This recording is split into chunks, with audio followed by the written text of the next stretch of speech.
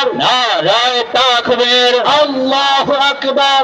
ইজতিমার পক্ষ থেকে শুভেচ্ছা, এমপি সাহেবের আগমন শুভেচ্ছার স্বাগতম। নারায়ে তাকবীর, আল্লাহু আকবার, নারায়ে তাকবীর, আল্লাহু আকবার।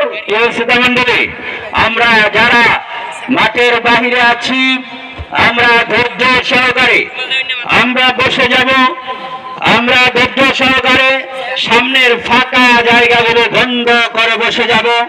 আমাদের মধ্যে উপস্থিত হয়েছেন কারা নির্যাতিত নেতা, কারা নির্যাতিত নেতা সারা বাংলাদেশ নয়, সারা বিশ্ব আলোড়ন সৃষ্টিকারী, সারা বাংলাদেশের যুবকদের আইডল আমাদের প্রিয় মুফতি আমির হামজা এমপি।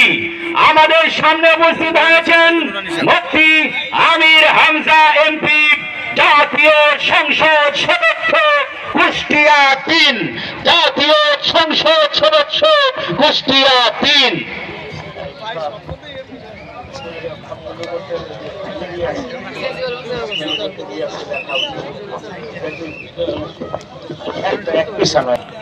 আলহামদুলিল্লাহ, প্রশস্ত জায়গা, খুব আরাম করে আপনারা বসেন।